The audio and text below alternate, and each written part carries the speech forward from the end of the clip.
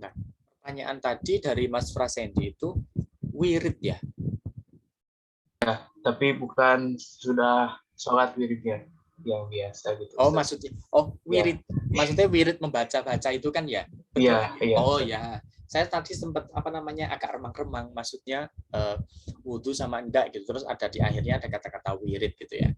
Oke, ya. Apakah kita harus memiliki wudhu atau tidak? Betul nggih? Terkait dengan masalah wirid atau yang lainnya gitu ya. Nah, sebenarnya wirid ini merupakan salah satu kegiatan ibadah kita gitu ya, untuk mendekatkan diri kepada Allah Subhanahu wa taala gitu ya. Nah, ini ada bagian-bagian gitu ya yang memang sebenarnya semua amaliyah kita gitu ya. Kegiatan kita itu bisa kita bawa untuk menuju ke masalah wirid. Gitu. Misalnya gitu ya. Kegiatan taklim pada malam hari ini gitu. Kita bisa mengumpamakan bahwa ini menjadi wirid kita. Ya. Wirid kita untuk mendapatkan suatu ilmu. Jangan berpikiran sempitnya bahwa kalau berbicara namanya wirid itu adalah sesuatu yang kita habis sholat gitu ya, misalkan ya baca subhanallah, astagfirullah, alhamdulillah gitu ya. Jangan ke sana. Memang itu bagian dari wirid yang kita baca. Tapi amaliyah kita gitu ya, amaliyah kita selain yang harus kita baca itu tadi, kita bisa mengasumsikan atau menjadikan atau mengarahkan ini menjadi amaliyah wirid kita. Agar itu semuanya nanti menjadi bermakna di hadapan Allah Subhanahu wa taala. Jadi ini ada dua, Mas. Ada yang harus kondisinya sebagai berwudu, artinya suci. Suci di sini hadas besar maupun hadas kecil. Ada juga yang tidak harus, gitu ya. Yang pertama, kalau misalkan kita harus kondisinya suci, ketika kita membaca Al-Quran, gitu ya, itu menjadi bagian amaliyah yang kita anggap sebagai wirid dalam kehidupan kita, gitu ya. Maka kita harus kondisinya suci. Karena apa? Al-Quran yang kita baca, gitu ya. Yang kita baca di sini adalah ayat suci Al-Quran. Tapi, gitu ya, kalau sekarang kita mau menjadikan wirid kita bukan baca Al-Quran, tapi membaca buku, gitu ya. Nah, kita nggak harus nunggu kita suci atau tidak, kayak gitu ya. Kalau kita nunggu suci atau tidak, ya kalau kita punya semangat atau bergegas untuk segera bersuci, gitu ya. Nggak apa-apa, gitu ya. Tapi kalau tidak, maka ya kita malah nggak segera untuk untuk membaca buku tersebut. Nah, kalau nggak segera membaca buku, ya kapan kita dapat ilmunya, kayak gitu. Nah, jadi kita lihat konteksnya di situ ya. Artinya, yang memang kalau dalam wirid di sini, gitu ya, harus kita lakukan untuk dengan suci, ya kita harus suci. Tapi kalau yang tidak, ya kita tidak bersuci, tidak apa-apa. Misal itu dalam buku, kita baca buku. Tapi kalau misalkan gitu ya, kita akan lihat lagi contoh paling mudah gitu ya. Kalau membantu orang gitu ya, masa nunggu dulu ya. Kalau kita membantu orang itu sebagai kita ranahkan untuk sebagai wirid kita, tirakat kita, wirid kita untuk berikan diri kepada Allah dengan cara kita sering menolong gitu ya. Masa kita harus nunggu dulu untuk, wah saya belum suci nih, saya mau nolongnya nanti setelah wudhu. Ya setelah orangnya ya, kita nggak jadi nolong gitu. Ya kalau misalkan kondisinya kita menolongnya bisa fleksibel gitu ya.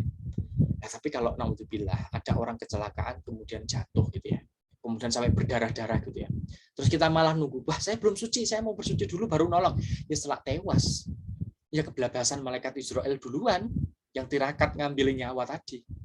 Nah, jadi ya kita bisa milih ke sana gitu ya. Artinya yang mau jadi amaliyah wirid kita gitu ya, itu yang harus suci yang mana, enggak yang mana. Nah, jadi tapi kita juga nggak boleh tiba-tiba, wah berarti boleh dong ada yang sifatnya boleh suci sama boleh tidak. Ya udah saya akhirnya baca Quran terus kondisinya nggak suci, ya nggak bisa kayak gitu. Artinya jangan mencampur aduk melakukan amaliyah yang sekiranya gitu ya, amaliyah yang sifatnya di situ harus kondisinya kita suci sama yang tidak. Nah, saya kira teman-teman bisa melihat mana yang kondisinya saya harus bersuci, mana yang saya tidak harus bersuci kayak gitu. Jadi jangan sampai gitu ya saya niatkan, wah saya mau wiridan sholat tapi saya nggak mau wudhu, yuk gak iso kayak gitu. Nah, karena apa? Berbeda. Karena kalau kita mau sholat ya harus kondisinya bersuci dulu kan kayak gitu. Nah, tinggal sudut pandangnya Mas Farsendi mau lihat di mana gitu. Tapi kalau saya bisa mengajak gitu ya, mari setiap amaliyah kita itu kita niatkan sebagai wirid kita. Wirid itu sebenarnya proses tirakat gitu ya. Tirakat kita untuk mendapatkan sesuatu atau kebutuhan kita semata-mata kepada Allah Subhanahu wa Ta'ala. Apakah kita ingin mendapatkan hal sifatnya dunia atau ingin mendapatkan akhirat, apakah ingin mendapatkan keduanya gitu ya, ataupun yang lainnya. Nah, jadi kita bisa diterapkan di situ. Nah, jadi nggak harus kita lihat konteksnya dulu gitu Mas Rosendi.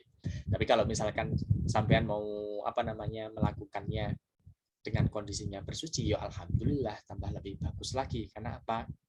Orang yang berwudu artinya ya, dia berarti bersih dari hadas kecil gitu ya. Maka di situ kita selalu didampingi. Minimal ada 2 malaikat yang mendampingi kita untuk memohonkan ampun. Minimal 2. Maksimalnya berapa? Wallahu a'lam. Karena jumlah malaikat itu tidak ada yang tahu. Berapapun jumlahnya itu hanya Allah yang maha tahu. Nah, tapi yang wajib kita ketahui kan 10 ya. Dari Jibril, Mikael, Israfil gitu ya, Mungkar, Nakir, Raqib, Atid, Malik, Ridwan kan gitu ya. Nah, itu ada 10 yang wajib kita ketahui beserta tugasnya. Tapi sesungguhnya jumlah malaikat itu yang tahu hanya Allah Subhanahu wa Ta'ala. Karena yang memiliki tugas bermacam-macam. Jadi kalau kita kondisinya suci, ya insya Allah kita selalu didampingi oleh 2 malaikat minimal. Gitu. Tapi kalau kita nggak bersuci, terus apakah kita nggak didampingi 2 malaikat? Ya tetap didampingi ya. Malaikat yang bagian nyatet gitu lah, Raqib dan Atid ini ya, kan selalu nyatetkan bersama kita terus dimanapun kita berada.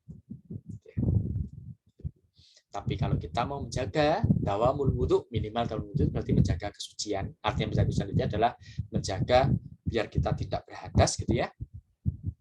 Maka kita sudah didampingi oleh malaikat yang selalu memohonkan ampun untuk kita kepada Allah Subhanahu wa Ta'ala. Seperti itu. Seperti itu, Mas Prasendi. Ya, syukur Ustaz. Manfaat. Ini kayaknya di chat ada yang bertanya. Bentar. Oke.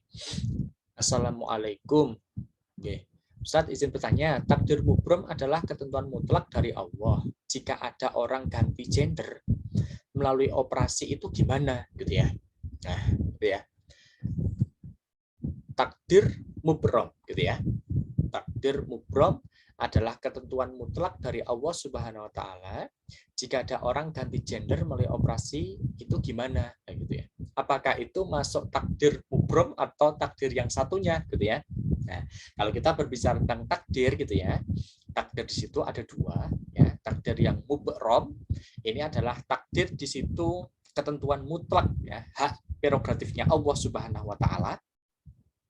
Artinya di situ hanya Allah ya yang mengetahui, atau ada takdir yang sifatnya mu'allaqah. Ya. Takdir mu'allaqah di sini adalah takdir yang sifatnya ada peran serta kita sebagai manusia. Kayak gitu. Nah, kalau saya melihat di sini ya, kalau masalah ganti gender melalui operasi itu gimana gitu ya? Apakah ini takdir mubrom atau mu'allaqah? Ya pastinya ini kayak pasti mu'allaqah ya. Tidak mubrom gitu ya. Karena apa? Untuk perubahan gender atau yang lain secara manusia gitu ya, manusiawi gitu ya. Sebenarnya mereka memiliki pergolakan jiwa gitu ya. Nggak mungkin gitu ya. Tiba-tiba wah, saya ditakdirkan untuk ganti gender ya gitu. Enggak. Ya. manusia itu ketika dilahirkan dia seorang laki-laki atau seorang perempuan gitu ya, maka pasti dalam hatinya gitu ya, yang mengakui jati dirinya adalah sebagai seorang laki-laki. Kemudian kalau jati dirinya seorang perempuan, maka menjadi seorang perempuan. Tapi kalau ada perubahan gender atau yang lainnya kayak gitu ya.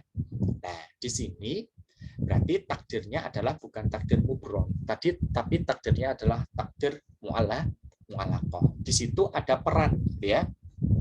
Peran serta dari manusianya sendiri. Terus bagaimana gitu ya? Nah, kita nggak bisa menjustifikasi gitu ya terkait dengan perubahan gender atau yang lain kayak gini. Karena apa? Gitu ya. Memang kita menyalahi takdir atau menyalahi kodrat kita gitu ya. Misalkan ditakdirkan seorang laki-laki kemudian kok berubah kepada jadi perempuan gitu ya. Kemudian operasi jadi perempuan gitu ya. Maka kita nggak boleh menjustifikasi bahwa orang itu buruk. Lo nggak bisa, kamu menyalahi agama atau yang lain gitu ya. Memang secara agama gitu ya, tidak boleh ya. Itu artinya apa? Menyalahi takdir yang sudah diberikan oleh Allah Subhanahu wa taala gitu ya. Akan tapi kita sebagai sama manusia jangan sampai kita menjustifikasi bahwa orang yang sudah melakukan itu lebih jelek daripada kita. Karena kalau dengan seperti itu gitu ya, maka nanti akan muncul sifatnya adalah sifat al-jabbar. Merasa dirinya itu lebih baik daripada orang lain. Padahal yang melakukan orang lain, bukan kita. Padahal harusnya kita sebagai makhluknya Allah Subhanahu wa taala itu memiliki sifat namanya at-tawadhu. At-tawadhu itu sebenarnya apa? Kalau kita berbicara tawadhu itu bukan terus kita kalau jalan di depannya guru atau kayak kita harus merunduk, kita tawadhu, itu bukan gitu ya. Yaitu merupakan salah satu bagian dari tawadhu gitu. Tapi tawadhu itu adalah cara yang paling simpel ya. Para ulama tasawuf ya menyampaikan bagaimana caranya kita gitu ya memandang bahwa diri kita ya itu selalu lebih jelek daripada orang lain. Karena dengan demikian maka yang terlihat jelek itu diri kita, bukan diri orang lain. Meskipun gitu ya kita tahu bahwa orang itu kita tahu melakukan sesuatu yang salah, melakukan sesuatu yang buruk, tapi kita harus sadar belum tentu loh gitu ya kita akan terjaga dari hal itu. Karena kita tidak tahu masa depan seperti apa, ternyata saya malah bisa melakukan hal yang seperti itu atau bahkan bisa yang lebih jelek atau lebih buruk daripada orang yang melakukan itu. Nah, di situ. Nah, jadi terkait dengan seperti ini bagaimana gitu ya. Kalau ini berarti takdirnya adalah takdir mu'alaqah, Mas. Takdirnya adalah takdir yang situ ada peran serta dari manusia. Artinya proses ya dari manusia melakukan suatu perkara. Nah, pastinya karena perubahan dari gender tersebut gitu. Cuman kita menyikapinya bagaimana? Jangan menjustifikasi bahwa orang yang seperti itu adalah orang yang jelek di mata kita. Terus biarkan urusan itu ya semua kita serahkan kepada Allah Subhanahu wa taala. Cuma tugas kita sebagai apa? Sebagai seorang sama hambanya Allah gitu ya. Biarkan orang yang seperti itu gitu ya. Tapi kita jangan bermusuhan dengan orang tersebut dan kita selalu berdoa jangan sampai gitu ya kita terjerumus seperti orang-orang yang setelah sama melakukan hal-hal kejelekan atau yang di luar ke syariat dari Allah Subhanahu wa taala. Mungkin kalau jawaban saya seperti itu, Mas. Tapi nanti kalau mungkin ada yang menambahkan atau ada yang kurang setuju boleh silahkan ya.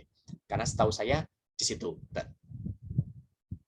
Kemudian terkait dari Ahmad Marzuki, Mas Marzuki ya. Ustaz, saya mau bertanya, manusia itu disebutkan dari tanah atau segumpal darah gitu ya.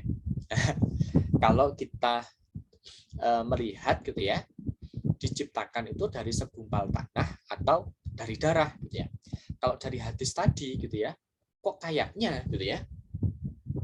Dari hadis tadi awalnya dari nutfah gitu ya, kemudian alaqah, kemudian mudghah gitu ya. Kalau kita berbicara nutfah, pertemuan antara dari dua hal ya, dari sel sperma sama telur, gitu ya, sel telur ya. Kemudian berubah jadi darah, kemudian berubah jadi segumpal daging yang ditiupkan ruh kemudian, kan gitu ya. Nah, yang betul mana, gitu ya. Nah, ini juga sempat saya dulu bertanya, gitu ya. Dari darah atau dari tanah sih sebenarnya, gitu ya. Maka kita harus mengetahui, gitu ya, asal usul manusia dulu, gitu ya. Bahwa asal usul manusia ya kita yaitu dari Adam alaihissalam. Ya. Bukan kita berasal dari kera kemudian mengalami evolusi gitu ya, kemudian berubah jadi manusia ya. Seperti teorinya Darwin ya. Bukan manusia Pithecanthropus erectus Meganthropus itu ya sendiri ya, nggak ada yang sama gitu ya. Manusia ya, manusia. Adam gitu ya, itu diciptakan oleh Allah Subhanahu wa taala dari tanah. Akan tetapi ketika Adam itu diciptakan dari tanah, ternyata iblis di situ ya, itu merasa tidak senang, wah ini bakal ada makhluk yang baru gitu ya. Padahal gitu ya, jelas gitu ya, bahwa nanti manusia ini bakal menyebabkan kerusakan atau kehancuran yang ada di di alam semesta. Kenapa kok harus diciptakan lagi gitu ya? Sehingga sebenarnya dulu kisahnya itu kalau teman-teman di kitab Tanggihul Qaul ya, mungkin tentang penciptaan Adam ini ya. Sebenarnya yang protes itu tidak hanya jin, iblis, malaikat pun juga protes, kenapa kok harus diciptakan lagi makhluk sejenis manusia yang pastinya nanti kayaknya akan membuat kerusakan. Kenapa kok nggak diciptakan malaikat saja yang ahli ibadah toh gitu ya? Kemudian jin yang semuanya bangsa halus yang nggak akan membuat kerusakan. Tapi ketika diciptakan itu ya, ternyata iblis itu nggak senang ya. Karena nggak senang, iblis itu memiliki nafsu yang nggak senang gitu ya. Akhirnya ciptaan Allah Subhanahu Wa Taala tadi yang dari tanah itu ya, ditusuk-tusuk ya, ditusuk oleh iblis ya. Ditusuk pakai 2 jari kayak gini. Setelah ditusuk ternyata itu tepat dengan kedua mata kita. Kemudian ditusuk lagi, kena di mulut kita.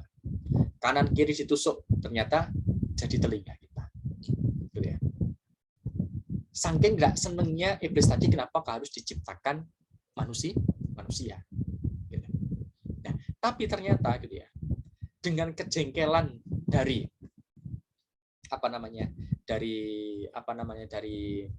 iblis tadi malah menjadi kenikmatan dan menjadi kesempurnaan bagi manusia. Akhirnya Adam memiliki 2 mata, kemudian memiliki mulut, kemudian memiliki 2 telinga dan yang lainnya, ya gitu. Tapi bukan semata-mata gitu ya. Itu semua bukan rencana Allah, pasti juga semuanya adalah rencana Allah Subhanahu wa taala, ya gitu. Nah, kemudian gitu ya. Setelah terbentuknya makin sempurna dari Adam itu, gitu ya, ditiupkanlah ruh oleh Allah Subhanahu wa taala menjadi seorang manusia. Yang dimana gitu ya, manusia ini memiliki darah yang bertugas untuk menjaga kehidupan yang ada di manusia tersebut. Nah, awalnya memang diciptakan dari tanah gitu ya. Tapi setelah sempurnanya gitu ya, itu muncullah darah tersebut. Nah, tapi kalau kita lihat secara inteleknya gitu ya, bahwa kita makan ya dari semua hal-hal dari tanaman gitu ya. Semua sari-sarinya ngambil dari tanah. Nah, ngambil dari tanah pun gitu ya, masuk ke dalam diri kita gitu ya, bercampur dengan diri kita gitu ya, menjadi tenaga kita gitu ya, menjadi calon penerus kita ya, sperma tadi atau yang lainnya gitu. Nah, akhirnya apa? Itu menjadi bakal cikal dari manusia tersebut. Nah, jadi pertanyaannya gitu ya, apakah diciptakan manusia itu dari tanah atau segumpal darah gitu ya? Nah, awal memang dari tanah. Tapi ketika ditiupkan dari ruh itu, ya di sana ada darahnya. Akan tapi setelah itu, gitu ya, sudah tidak ada lagi diciptakan langsung dari tanah. Gitu. Tapi akar di awalnya merupakan penciptaan manusia itu adalah dari tin, ya, dari tanah, ya, kemudian mendapatkan ruh yang memiliki sifat jismiyah. Jadi ini sebenarnya dua hal yang tidak bisa dipertentangkan. Artinya apa? Dua ini hal yang saling berkaitan. Seperti itu. Secara Al-Quran diciptakan dari tanah jelas gitu ya. Tapi kenapa dari hadis tadi? Ya, dari nutfah, mudghah, alaqah dan yang lainnya. Ya, maka sebenarnya dua hal ini saling beriringan, tidak saling terlepas satu sama yang lain. Seperti itu Mas Marzuki. Kemudian Mas Haris ini izin bertanya, kapan waktu yang tepat untuk melaksanakan sholat qadha? Sholat qadha, maksudnya sholat qadha apa ya? Mungkin Mas Haris ini gimana Mas? Sholat qadha gimana ini? Qadha sholat fardu mungkin Ustaz. Qadha sholat fardu gitu ya? Kapan gitu ya? Paling tepat gitu ya? Nggih, Ustaz. Oh, misalkan subuh niku nggih. Dan niku niku pas waktu niku juga nopo nunggu subuh lagi ngoten. Oh, gitu. Yang tepatnya. Nah, secepatnya. Sampean kok posisinya kok sekarang terlewat sholat subuh, maka qadha sampean bangun posisi udah terang benderang, udah jam 7 langsung qadha, enggak usah nunggu subuh selanjutnya. Karena apa? Kita terbebani oleh dosa tidak melakukan sholat subuh. Kalau semakin lama kita qadhanya, ya berarti semakin lama dosa itu mengikuti kita karena kita tidak melakukan sholat subuh tadi. Kapanpun itu, gitu ya. Misalkan posisinya nggak pernah bangun sama sekali, tiba-tiba bangun kok pas waktu sebelum sholat zuhur jam 11 malam. Jam 11 siang, gitu ya. Terus gimana, gitu ya? Yuk langsung qadha, sholat subuh, gitu ya. Biar apa? Biar tidak tertinggal atau kita tidak terbebani syariat yang telah kita tinggal. Sebab kalau kita meninggalkan syariat, berarti kita dosa. Jangan menunggu sholat subuh selanjutnya. Itu yang paling tepat. Para ulama sependapat itu kapanpun kita ingat maka langsung kita lakukan. Ini terkait dengan sholat qadha. Kalau sholat fardu, kalau sholat sunnah, gitu ya. Nah, berbeda kalau dengan sholat sunnah, ya. Kalau sholat sunnah maka tidak ada kepastian kita harus secepatnya. Artinya misalkan kita punya hal yang istiqomah selalu sholat duha, ya, sholat duha 2 rakaat saja. Tapi ternyata kita kemarin lupa nggak melakukan sholat duha, gitu ya. Ya sudahlah, saya mau qadhanya besok aja. Besok saya mau sholat duha 2 rakaat adaan, kemudian mau saya sholat duha lagi 2 rakaat qadhaan. Nah, itu boleh, ya. Tapi sifatnya adalah sholat sunnah. Tapi kalau ingin menjaga keistiqomahan, ya, maka lebih baik, gitu ya, usahakan secepatnya untuk mengqadha. Biar apa? Kita memiliki istiqomah dalam melakukan hal ibadah tadi. Ibadahnya apakah sifatnya yang kita inginkan, yang sunnah loh ya. Tapi kalau yang wajib, yang fardu, gitu ya, sholatnya ya segera, ya. Jangan menunggu, wah besok masih ada sholat isya lagi, saya tak sholat isyanya besok aja qadhanya. Ya kalau kita masih hidup. Nah kalau kita sudah dipanggil dulu atau sudah bertemu dengan Israel, ya akhirnya malah kita nggak jadi sholat isya. Nah, seperti itu Mas Haris. Iya, matur nuwun. Oke, sami-sami. Ya ini juga ada ya kisah terkait dengan masalah orang yang umatnya Nabi Sulaiman, gitu ya. Umat Nabi Sulaiman itu ada yang tiba-tiba gitu ya, Nabi Sulaiman itu mengadakan suatu acara, kemudian semuanya berkumpul gitu ya. Ternyata ada satu tamu gitu ya. Ada satu tamu itu mengincar salah satu tamu dari Nabi Sulaiman. Dan tamu ini takut. Ini siapa ya? Kok dari tadi melihat saya terus-menerus gitu ya. Kemudian bertanya dengan Nabi Sulaiman, "Ya Nabi Allah, wahai nabinya Allah, itu siapa sih yang selalu melihat saya terus-menerus? Saya dari tadi takut. Takutnya ngapa-ngapain saya atau yang lainnya." Dijawab sama Nabi Sulaiman, "Loh, kamu enggak tahu itu siapa?" gitu. "Enggak tahu, kan ini yang datang di acara Nabi Sulaiman kan banyak, jadi saya enggak tahu." Ya udah, tak kasih tahu. Itu yang melihat kamu dari awal, kamu datang sampai akhir, ini kamu kok bertanya itu siapa? Itu Israel. Waduh, ya kok ternyata Israel. Nah, berarti kalau Israel itu nyabut nyawa saya. Ya, Bang Israel bang tugasnya cabut nyawa. Berarti nyawa saya bakal dicabut. Saya boleh minta tolong, Nabi Sulaiman. Minta tolong apa? Gitu ya. Kalau bisa, Nabi Sulaiman panggilkan anginnya. Nabi Sulaiman kan mampu ya manggil angin kan ya. Untuk membawa saya jauh dari ruangan ini sampai ke pucuk gunung atau tempat dimanapun yang tidak bisa. Atau artinya saya terbebas dari orang tadi, gitu ya. Ya Nabi Sulaiman ngikuti aja, dipanggil angin itu terus membawa tamunya tadi yang ketakutan, dibawa ke atas pucuknya gunung ya. Lah kok baru sampai sana itu loh, malaikat Israel sudah standby nunggu. "Oh, kamu udah datang, ya sudah kamu tak cabut di sini ya." Karena apa? Memang saya harus nyabut kamu itu bukan waktu di acaranya Sulaiman, tapi pas waktu kamu berada di pucuk gunung. Ya sudah, kalau kamu datang, tak cabut sekarang. Lah, ini loh ya. Ini ada kisah terkadang kita nggak bisa lari dari apa yang sudah menjadi ketentuannya kita.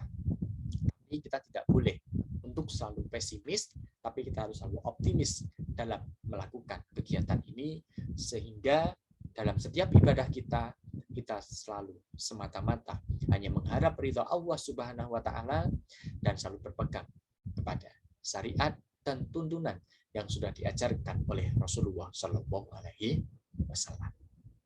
Nah, mungkin itu nggih untuk pertemuan hari ini nggih. Karena sebentar lagi nih Zoom juga akan mati lagi. Nanti takutnya malah 3 season, nanti kelamaan. Ya, mungkin itu nggih saya kira. Next kalau ada pertanyaan lagi atau apa, mungkin kita bisa diskusi lebih panjang. Semoga ini semua dicatat oleh Allah Subhanahu wa taala menjadi amal kebaikan kita, amal soleh kita, dan menjadi ilmu kita yang bermanfaat di ini wal dunia wal akhirah. Al-Fatihah.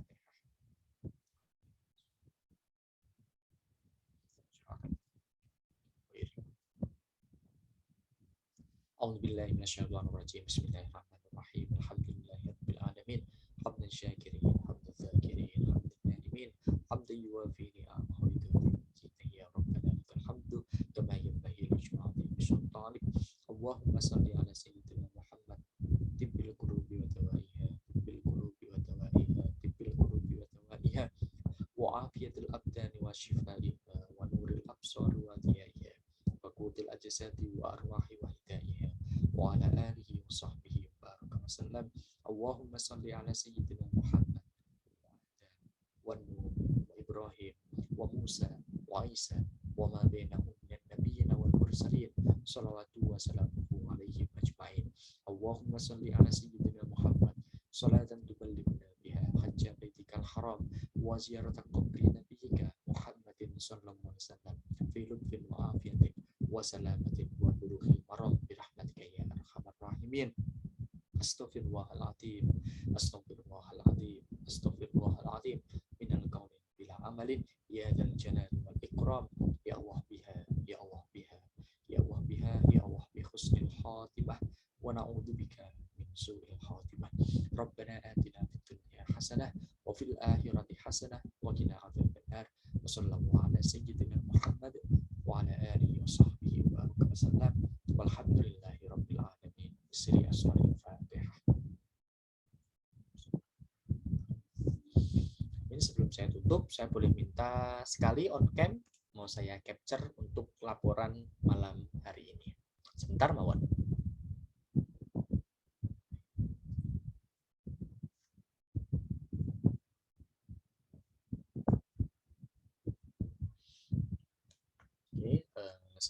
Hitung nggih. 1, 2, 3. Lihat kamera semua ya. 1, 2, 3. Alhamdulillah pertemuan malam ini sudah berakhir. Semoga bermanfaat. Syukronalaikum jami'an. Alafu minkum. Assalamualaikum warahmatullahi wabarakatuh. Waalaikumsalam. Waalaikumsalam warahmatullahi wabarakatuh. Terima kasih Ustadz. Sama-sama. Warahmatullahi wabarakatuh.